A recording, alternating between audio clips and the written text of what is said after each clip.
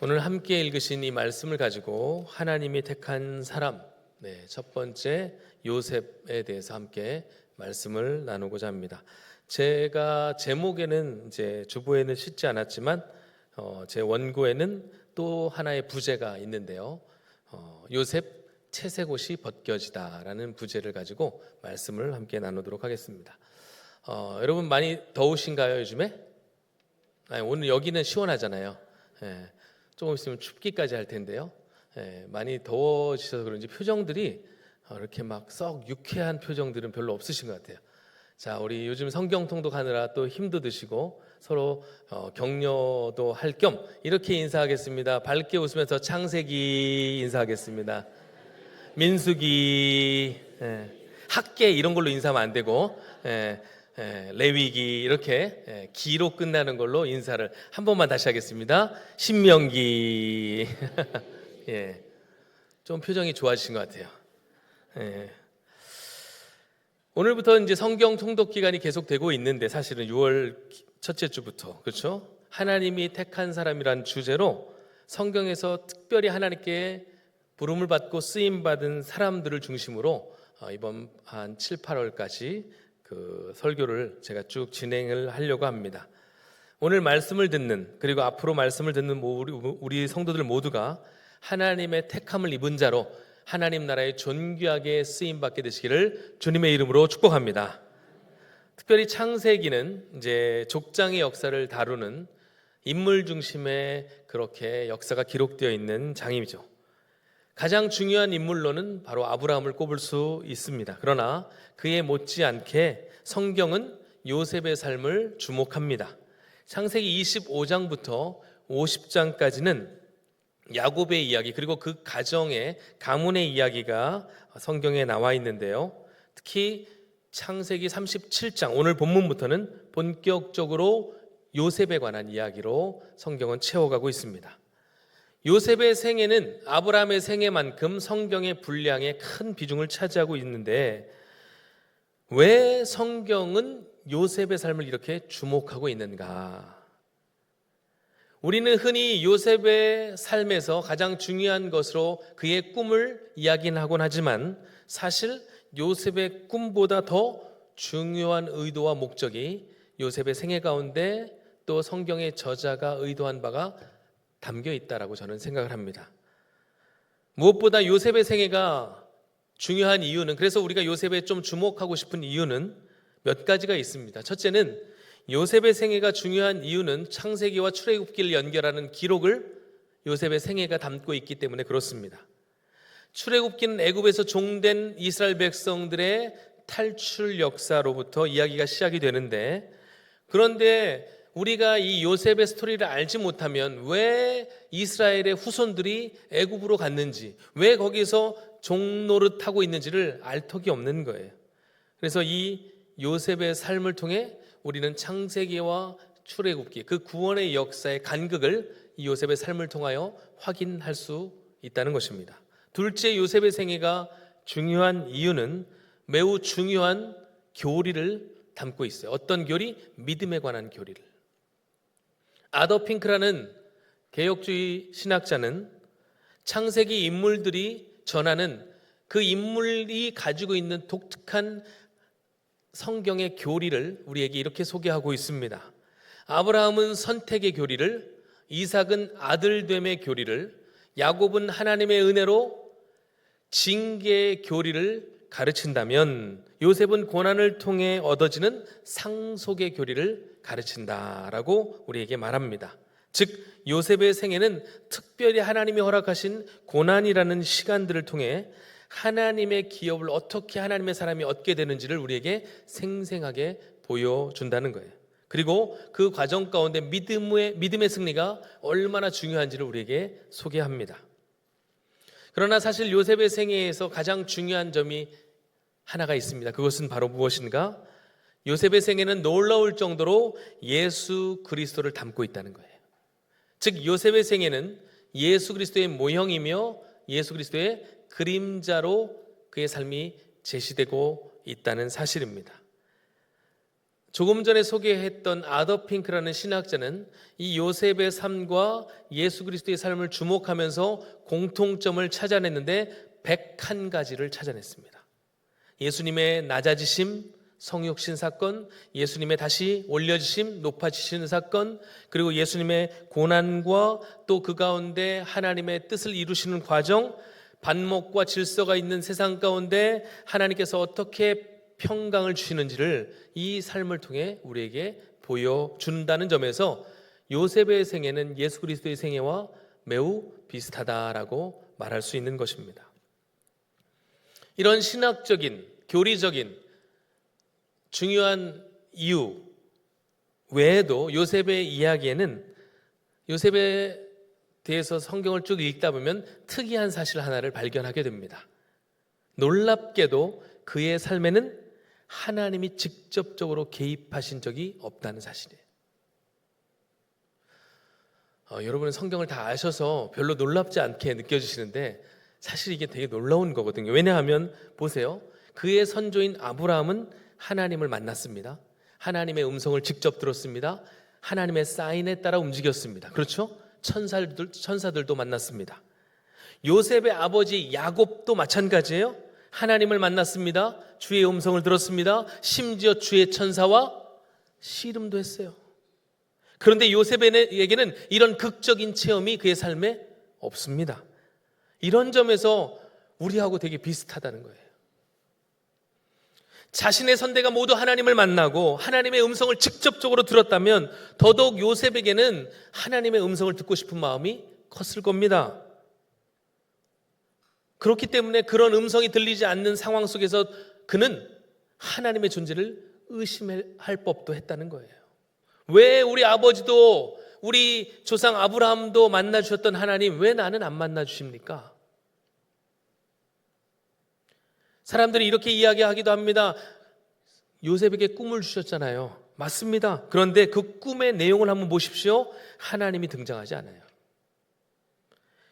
단지 하나님께서 약속하신 미래의 일을 계시로 보여주신 것뿐이에요. 그렇기 때문에 꿈을 꿀 당시에는 그것이 하나님이 주신 꿈인지도 확실치 않았던 상황입니다. 여러분 생각해 보세요. 자신의 가족들, 아버지도 하나님을 만났고 그러면 자기도 하나님을 만나길 원했는데 성경에 보면 요셉이 하나님을 만났다는 기록이 어디에도 나타나지 않습니다. 직접 나타나지 않으셨으면 물론이고 음성도 들려주신 적이 없어요. 심지어 아브라함과 아버지 야곱과 맺었던 언약도 그에게는 없었습니다. 그러나 여러분 왜 우리가 요셉의 생애를 주목하길 원하냐면 그럼에도 불구하고 요셉은 언제나 하나님과 동행했고 하나님의 꿈을 믿었으며 하나님에 대해서 조금도 의심하지 않았다는 것입니다. 어떻게 그럴 수 있었을까요? 말씀을 통해 함께 우리가 그것을 나누기를 원합니다. 요셉이 본격적으로 등장하는 오늘 본문 2절은 이렇게 시작되고 있습니다. 야곱의 족보는 이러하니라. 보통 족보를 이야기하면 족보를 이야기하는 게 맞는 거죠. 근데 족보는 나오지 않고 언제 나오냐면 한참 뒤에 요셉 이야기가 맞춰질 때쯤에 46장에 가서 야곱의 족보가 나옵니다. 애굽으로 내려갔던 그의 가족 70명이 나오는 것뿐이에요. 족보는 이러하니라 라고 이야기해놓고 요셉에 대해 이야기를 실컷 합니다. 그 얘기는 뭐예요? 야곱의 족보에서 누가 제일 중요하다는 거예요? 누가요? 요셉이요. 그렇습니다. 그만큼 야곱의 족보, 하나님의 나라를 이루어가는 그 일 가운데 이 요셉이 차지하고 있는 비중이 대단히 중요하다는 것을 성경 저자는 우리에게 가르쳐주고 싶었던 것입니다. 그래서 이제 그렇게 이야기가 구성이 되고 있는 거예요. 자, 이제 본격적으로 역사의 전면에 요셉이 딱 등장을 하는데 어떻게 등장하는지 보세요. 화려하게 등장을 합니다. 3절 말씀 같이 한번 읽어보겠습니다. 시작. 이스라엘이 여러 아들들보다 그를 더 사랑함으로 그를 위하여 채색 옷을 지었더니 문제는 아버지 야곱이 형제들 모두에게 채색 옷을 입힌 것이 아니고 유독 요셉에게만 채색 옷을 입혔다는 것입니다. 그 이유는 성경이 뭐라고 하고 있습니까? 요셉을 다른 형제들보다 더 사랑했기 때문이다. 대놓고 편애한 거예요. 물론 그가 노년에 얻은 아들이었고 그가 가장 사랑했던 아내 라헬의 소생이었기 때문에 그럴 수 있습니다. 그런데 아버지로서 그러면 안 되는 거예요. 대놓고 편애를 하면 안 되는 거죠. 그렇죠? 네. 이 채색 옷은 당시 보통 사람들이 입을 수 있는 옷이 아니었다고 합니다. 기록에 의하면 궁궐에서나 볼 법한 옷이었다는 거예요. 좋은 옷이었다는 거죠. 왜냐하면 당시에는 색깔을 쓰기가 매우 어렵기 때문에. 제가 어릴 적 저희 어머니가 입혀주셨던 김민재 아동복이 생각이 납니다. 이걸 듣고 웃으시는 분들은 아시는 거고, 김민재 아동복과 부르댕 아동복을 중1 때까지 입었어요. 명품입니다, 여러분. 지금은 사라졌지만 물론 저만 입은 건 아니고, 어쨌든 야곱 자신이 어린 시절 에서를 편애했던 아버지 이삭으로부터 사랑을 받지 못한 그 모습을 똑같이 재현하고 있는 거예요. 그러니 형제들 사이가 좋을리 만무합니다. 이러한 야곱의 요셉에 대한 편애는 형제들로 하여금 요셉을 미워하게 만드는 원인을 제공하고 있습니다. 심지어 가뜩이나 이런 상황에서 2절에 보니까 요셉이 어떠한 일을 종종 하나 봤더니 형들의 잘못을 일러 바치는 거예요. 야곱의 입장에서 볼 때는 옳은 일이었지만 형제들 사이에 그는 고자질쟁이에 불과한 것입니다. 그러니 얼마나 요셉이 미웠겠어요? 즉, 이 채색 옷은 악화된 관계의 상징이었습니다. 그러니까 요셉의 다른 형제들, 배다른 형제들은 요셉 자신도 있지만 이 채색 옷만 보면 막 알러지 반응이 나오는 거예요. 아우, 너무 싫어. 그래서 채색 옷은 깨어진 관계를 상징하는 거예요. 그런데 이 채색 옷은 관계에만 문제를 일으키는 게 아닙니다. 요셉 자신에게도 좋지 않은 부정적인 영향을 끼쳤던 것 같습니다. 요셉은 이 옷을 입은 자신을 특별한 존재로 생각했다는 것 같아요. 늘 밖에서 양을 치던 무채색의 옷을 입던 다른 형들과는 달리 자신은 화려한 채색 옷을 주로 입다 보니 자신도 모르게 내면에 특권의식이 싹 터갔던 것 같습니다. 물론 요셉이 여러분 채색 옷을 입었다고 해서 다른 형제들을 못 살게 굴었던 건 아닙니다. 그냥 가끔가다 형들 잘못 일러 바치고, 그렇죠? 뭐 교만했다 이런 기록은 없어요. 그런데 여러분, 동생들이 가끔 그래요. 보면 저도 저희 막내 동생이 꼭 저희 형들, 제가 이제 3살 터울인데 3살인가 2살인가 기억이 안 나네. 지금은 목사님이니까 꼭 형아라고 그랬거든요. 형아, 한 번만 데려가줘. 그래서 제 친구들 노는데 꼭 오고 싶어 했어요. 그래서 오면 잘 놀고 집에 가서는 엄마한테 다 이러는 거예요. 그러니 여러분, 데리고 가고 싶겠습니까? 근데 꼭 이렇게 따라가려고 하고, 그리고 가서는 또 이르고, 그러니까 형들이요, 안 데리고 다니는 거예요. 그냥 싫은 거예요. 근데 그래도 막내가 뭐 좋은 옷 입혀줬다고 해서 부모님한테 막 화를 낸다거나 뭐 걔를 따로 그런 것 때문에 그런 적은 없어요. 배다른 형제라고 해도 사이 좋은 집안들은 있습니다. 그러니까 채색 옷을 입혔다고 해서 꼭 그게 문제만 되는 건 아니에요. 그러니까 그 얘기는 뭐예요? 채색 옷을 입고 있던 요셉의 태도에도 문제가 있었다는 거죠. 그러니까 나중에 이 채색 옷을 보고 형들이 요셉을 그냥 한번 혼쭐 내주자 이게 아니고 죽이려고 했다는 것은 그만큼 우리가 다 알지 못한 요셉의 이 태도에 문제가 있었다는 것을 또한 우리에게 보여주는 것이 아닌가 생각을 해봅니다. 어쨌든 이런 상황에서 요셉이 꿈을 꿉니다. 실제로 요셉을 향한 형제들의 미움은 이 꿈을 계기로 더욱더 증폭이 됐습니다. 어떤 꿈이었습니까? 2번의 꿈을 꾸는데 첫 번째 꿈은 뭐였습니까? 형제들의 단이, 그죠? 곡식단이 자신의 곡식단을 향해 절을 하더라는 겁니다. 눈치도 없어요. 진짜 눈치가 없는 것 같아. 보통 형이 조금 그러면 동생들은 알아서 탁 기는 게 있거든요. 저희 집도 보면 딱 이렇게 막내는 딱 이렇게 알아서 하는 게 있는데, 그런데 보면 그런 얘기를 서스럼없이 해요. 그래서 그 꿈으로 말미암아가 아니고 그 꿈 그리고 그 말로 인하여 이렇게 돼 있어요. 말하지 않았으면 괜찮았을 법을 말해가지고 더 상처를 돋은 거예요. 그리고 또 한 번 꿈을 꿉니다. 이 해와 달과 11별이 자기에게 절을 하는 꿈이었습니다. 이번에는 요셉이 형들에게만 아니고 아버지에게도 얘기합니다. 이게 뭘 의미하는지 다 아는 거예요. 다 아는 거예요. 그러니까 아버지가 대놓고 요셉에게 혼을 냅니다.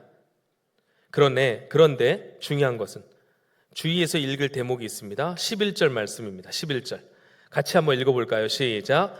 그의 형들은 시기하되 그의 아버지는 그 말을 간직해 두었더라. 마음에 두었습니다. 야곱이 아버지로서는 지금 조금 부족한 모습을 보여도 그는 하나님과 동행했던 사람이에요. 하나님과 씨름했던 사람입니다. 영적인 측면에서 깨어있던 사람이에요. 그러니까 이 꿈이 단순한 어떤 꿈이 아니고 하나님의 일을 이루어가는 어떤 영적인 것임을 그는 직감했다는 거예요. 그래서 그의 꿈을 마음에 두었습니다.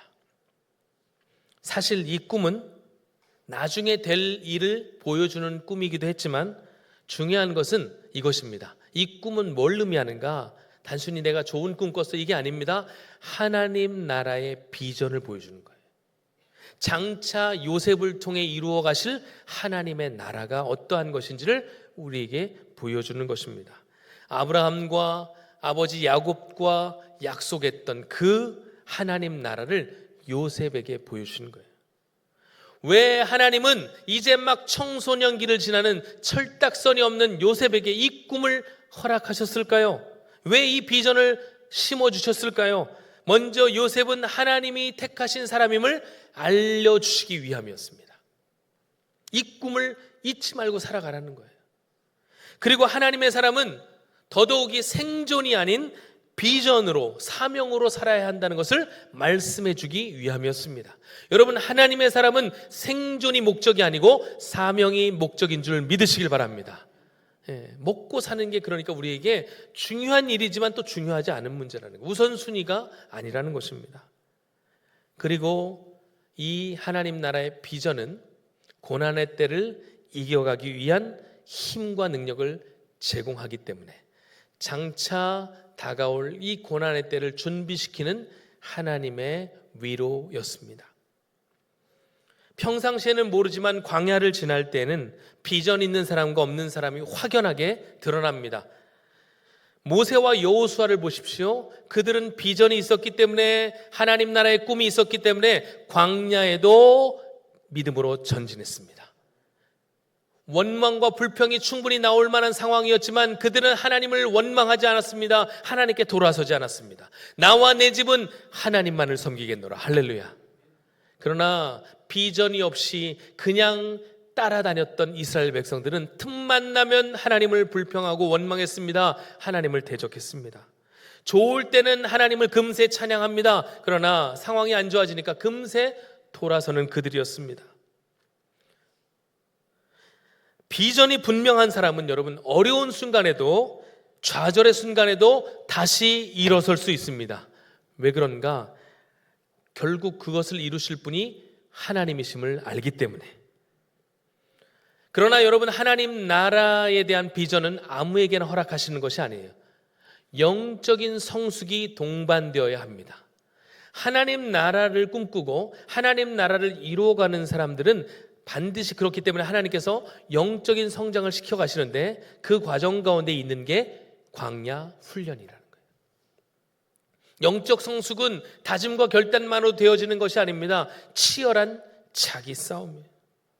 하나님께서 한 사람을 부르시고 그를 택하여 하나님 나라를 세워가실 때 반드시 훈련과 연단의 시간이 있음을 여러분 기억하셔야 돼요. 우리 하나님은 우리를 있는 모습 그대로 부르십니다. 그러나 사용하실 때는, 하나님의 나라의 도구로 쓰실 때는 그를 반드시 연단시키시는 거예요. 입고 있던 옷을 벗기십니다. 철부지 아들로 채색 옷을 입고 그렇게 아버지의 사랑을 받고 살았던 요셉, 하나님의 사랑도 받았지만, 그래서 그를 실제 야곱의 장자 삼으셨지만 하나님은 그냥 그들을 그대로 사용하지 않으셨습니다. 훈련을 통해 이 채색 옷을 벗기셔야만 했어요. 한 사람이 영적으로 성장해 가기 위해서는 반드시 이 과정이 필요하기 때문입니다. 이 과정에서 내가 누군지를 알고 또 나는 하나님의 은혜 없이는 살아갈 수 없는 존재임을 자각하기 때문에 그래요. 하루는 요셉의 형들이 세겜에서 양을 칠 때 아버지 야곱이 형들이 매우 안부가 궁금했습니다. 왜냐하면 야곱이 살던 헤브론과 세겜 사이의 거리는 약 80km, 상당히 먼 거리였습니다. 그냥 단순히 먼 거리여서 불안했던 게 아니에요. 사실 야곱에게 세겜 땅은 매우 불안한 땅이었습니다. 큰 사건이 일어났거든요. 거기에서 딸 디나가 어려움을 당했고 그로 인해 참혹한 복수극이 일어났던 땅이 세겜 땅이었습니다. 그로 인해 야곱의 가문이 화를 입을 뻔했습니다. 그러니까 아들들이 양을 치러 세겜에 갔다고 하니까 아버지로서 여간 불안하지 않을 수 없었던 거예요. 그래서 요셉에게 형들의 안부를 묻고 찾아보고 알고 오라고 합니다. 아버지 야곱도 아마 형제들과 요셉의 관계를 잘 몰랐던 것 같아요. 또 요셉도 눈치가 별로 없으니까 형들이 자기 미워하는지도 모르고 그러겠다고 순종합니다. 근데 여러분, 제가 이걸 보니까 하나님은, 한번 따라해 볼까요? 관계보다 순종을 원하신다. 그러니까 우리는 관계를 따져요. 내가 저 사람하고 관계가 이런데 하나님, 제발 이것만은. 그러나 말씀에 순종할 때 길이 열려지게 될 줄 믿습니다. 하나님은 순종을 먼저 원하시더라고요. 어쨌든 갔어요. 세겜 땅에 갔는데 형들이 안 보이는 거예요. 봤더니 그곳에서 한 도우미가 나타나서 너희 형제들 여기에 없고 도단에 갔다는 거예요. 도단은 또 세겜에서부터 한 20km 떨어진 곳이에요. 그러니까 지금 아버지가 있는 곳으로부터 100km 정도 떨어진 곳에 지금 야곱이 요셉을 보낸 겁니다. 그런 상황에서 요셉은 내가 그리하겠나이다 하고 순종하며 그 길을 가요. 그 문제는 형들을 찾아간 요셉, 그곳에 가면서까지 그가 채색 옷을 입고 갔다는 거예요. 형들이 있는 곳을 갔는데 요셉을 멀리서도 형들이 알아봅니다. 어떻게 알아봐요? 저 꼴 보기 싫은 채색 옷, 저 또 입고 왔네. 야, 쟤는 생각이 있는 애야 없는 애야. 그죠? 채색 옷. 이 채색 옷은 사실 그에게 맞지 않은 옷이었습니다. 이 옷은 요셉 자신을 위한 옷이었다라기보다는 아버지 야곱을 위한 것이었거든요. 아버지 야곱의 욕심이었고 잘못된 사랑의 증표였습니다. 여러분, 하나님은 하나님의 나라를 세우시고 그 과정 가운데 하나님의 일에 우리들을 동참시키십니다. 그 과정 가운데 조금 전에도 말씀드렸지만 반드시 자기가 입고 있던 옷을 벗게 하세요. 우리가 구원 얻는 과정도 비슷하게 설명을 하지 않습니까? 우리가 구원 얻는 과정은 우리의 죄의 옷을 벗고 예수님께서 이루신 십자가에서 이루신 거룩한 의의 옷을 입는 것으로 설명하지 않습니까? 그것이 구원이고 결국 그것이 칭의입니다. 믿음으로 얻는 거예요. 하나님의 자녀가 되려면 반드시 이런 과정이 필요하다는 거예요. 마찬가지예요. 하나님께서 사용하시는 사람이 되기 위해서는 자신이 입고 있던 옷을 벗고 주님이 예비하신 옷을 입어야 합니다. 이 과정에서 필연적인 것이 요셉은 자신이 입고 있던 채색 옷을 벗는 것이었어요. 요셉에게 이 채색 옷은 자기 자랑일 수 있고 자기 과시일 수도 있고 자기 성취일 수도 있었지만 형들에게 그것은 분노를 자극하는 수단에 불과했고 하나님은 그것을 잊고서는 요셉을 사용하실 수가 없으셨어요. 그렇게 야곱이 입혀준 채색 옷을 하나님이 이제 벗기십니다. 그 과정에서 미숙한 형제들이 사용된 것뿐이에요. 20절에 보니까 채색 옷을 입고 오는 요셉을 보며 형제들이 분노가 치솟아 죽일 음모를 꾀합니다. 얼마나 여러분 싫었으면 죽이고 싶었을까요? 그러면서 그 형제들이 뭐라고 하는지 아세요? 그의 꿈이 어떻게 되는지를 우리가 볼 것이니라. 여기서 죽는데 꿈이 이루어진다고? 야, 조롱과 그죠? 예, 비아냥. 저는 이 글을 보는데 예수님께서 십자가에 달리셨는데 그 예수님의 모습을 조롱하는 군병들의 모습이 생각났습니다. 그러나 그때 맏형 루벤이 제안을 해요. 장자는 장자예요. 네. 그래서 죽이면 안 된다는 거예요. 피를 흘리면 안 된다는 거예요. 그래서 루벤이 제안을 하죠. 구덩이에 던져놓자. 사실 루벤은 성경은 뭐라고 그래요? 적당히 상황 봐서 루벤은 건지려고 구덩이에 일단 넣자는 거예요. 왜냐하면 형제들이 난리가 났으니까 일단은 그들의 혈기를 좀 재우고자 그렇게 구덩이에 던집니다. 구덩이에 던지기 직전에 드디어 그가 입고 있던 채색 옷을 하나님이 벗기셔요.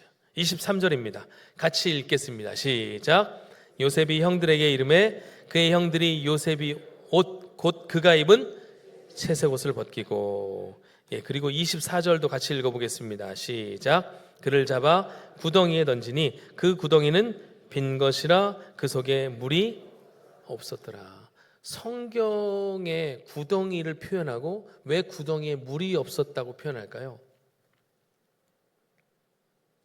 물이 있었으면 일단 죽었을 수도 있고 또 물이 없었기 때문에 이제 두고 가면 그냥 죽는 거예요. 사면초가의 상황입니다. 요셉의 채색 옷이 형들에 의해 벗겨졌습니다. 하나님은 악한 형들의 마음을 이용하여 그 손을 빌려 요셉의 채색 옷을 벗기신 거예요. 그리고 그는 어두운 구덩이에 던져졌습니다. 죽음과도 같은 시간이 시작된 거예요. 이때 요셉의 마음이 어떠했을까? 아버지 야곱의 집에서는 경험할 수 없는 최대의 수치, 최대의 무력함, 자신이 어떠한 존재인지를 철저하게 깨닫는 시간이 되었을 것입니다. 너무나 두렵고 무서웠을 것입니다. 그동안 아버지의 사랑을 입으며 그 사랑 가운데 보호받았을 때는 몰랐는데 채색 옷을 입고 살아갈 때는 자기가 특별한 존재이고 특별한 자로 생각했는데 채색 옷이 벗겨지고 구덩이에 던져지니까 아무것도 아닌 자신을 보게 되는 거예요. 하나님은 요셉을 사용하시기 위해 이 과정을 겪게 하시는 것입니다. 여러분, 모세를 보면 이게 얼마나 중요한 일인지를 더욱더 확인하게 됩니다. 모세는 날 때부터 특별했습니다. 심지어 얼마나 특별한 존재인지 하나님께서 공주의 손에 자라게 하셨습니다. 이집트의 왕자가 바로 그였습니다. 썸씽의 삶이었습니다. 그러나 하나님은 모세가 입고 있던 왕자의 옷을 벗기십니다. 그리고 그를 광야로 보내셔서 철저하게 낮아지게 하십니다. 썸씽인 줄 알았던 자신의 삶이 nothing임을 깨닫게 하는 거예요. 아무것도 아니라는 거예요. 자신이 특별한 존재여서 하나님이 부르셨다는 것도 아님을 알게 되었습니다. 하나님은 요셉에게도 동일한 과정을 거치게 하신 거예요. 하나님의 은혜 없이는 철저히 벗겨진 자, 구덩이에 던져서 하루하루 어떻게 살아야 할지 모르는 그런 연약한 존재라는 사실을 하나님은 환경을 통해 보게 하시는 거예요. 이 광야의 시간, 고난의 시간을 통해 하나님은 한 사람을 영적으로 자라게 하시는 거예요. 그렇게 성숙한 인격과 믿음의 사람으로 거듭나게 하시는 것입니다. 그렇기 때문에 여러분, 그 뒤로 하나님이 그에게 나타나셨다, 하나님이 말씀하셨다라는 말씀이 없었어도 그는 이 일 후에 이루어지는 하나님과의 동행을 통해 하나님의 그 놀라운 은혜가 무엇인지를 철저하게 깨닫고 하나님의 약속을 이루는 삶을 살아가게 되는 것입니다. 그렇기에 그 일이 요셉은 타이에 의해서 벗겨졌고 모세는 자기의 실수로 왕자의 옷을 벗었지만 이것이 자이든 타이든지 간에 하나님은 이 시간을 반드시 우리 가운데 허락하신다는 거예요. 그리고 그 시간 동안 우리가 해야 할 일은 그 고난을 인내로 묵묵히 견뎌가는 것입니다. 이 과정 가운데 반드시 기억해야 할 것은 하나님의 선하신 계획이 있음을 믿고 하나님 나라가 여러분에게 주어져 있음을 믿고 그래서 하나님은 요셉에게 꿈을 미리 보여주신 거예요. 하나님은 요셉과 마찬가지로 우리 모두 역시 영적으로 온전히 하나님의 사람으로 자라기를 원하십니다. 때문에 여러분 우리가 입고 있던 채색 옷을 하나님은 벗기길 원하시는 거예요. 이 과정은 쉬운 과정이 아닙니다. 때로는 누구에게는 광야, 때로는 누구에게 시험의 순간이고 고난의 시간일 수 있습니다. 그러나 이 시간을 오롯이 견디면 결국 하나님의 영광을 우리는 경험하게 됩니다. 그래서 우리 주님은 요셉의 이 삶을 통해 우리에게 물으시는 거예요. 혹 우리가 입고 있는 채색 옷은 무엇인가? 나의 직분이 나의 채색 옷입니까? 나의 물질이 또 나의 능력이 나의 채색 옷입니까? 아니면 나의 자녀가 우리의 채색 옷입니까? 아니면 나의 경험과 내 기준이 채색 옷입니까? 주님은 다 벗길 원하시는 거예요. 내가 입고 있는 이 채색 옷을 벗을 때 우리는 하나님이 입혀주시는 새 옷을 입을 수가 있는 것입니다. 결국 보십시오. 강제로 벗겨진 채색 옷, 결국 애굽으로 팔려가 요셉은 종의 옷을 입고 심지어 더 내려가 죄수의 옷을 입고 그 기간을 버틴 후에야 비로소 하나님께서 총리로 세우신 후에 세마포옷을 입히시는 거예요. 하나님의 사람이 하나님의 일에 쓰임받기 위해서는 과정이 필요하다는 거예요. 그 과정 가운데 우리가 입고 있는 이 낡고 또는 때로는 화려하다고 생각하는 덕지덕지 붙은 이 채색 옷을 벗고 주님이 예비하신 옷으로 갈아 입으라고 말씀합니다. 그렇기 때문에 요셉에 관한 설교는 오늘 다음 주 한 번 더 제가 하려고 합니다. 이 과정을 통해 하나님의 일에 참여시키시려는 그 하나님의 크신 계획을 믿고 주님 앞에 더욱 단단한 믿음으로 서가시는 우리 모든 성도들 되시기를 주님의 이름으로 축복합니다. 아멘. 우리 함께 찬양하고 기도하실 텐데요. 광야를 지나며 라는 찬양입니다. 여러분 이 찬양을 잘 모르시는 분도 계실 텐데 가사를 보시면서 이 찬양을 허락하신 주님의 그 뜻을 우리가 알아갔으면 좋겠습니다. 광야를 지나며 함께 찬양하겠습니다. 왜 나를 깊은 어둠 속에 홀로 두시는지 어두운 밤은 왜 그리 길어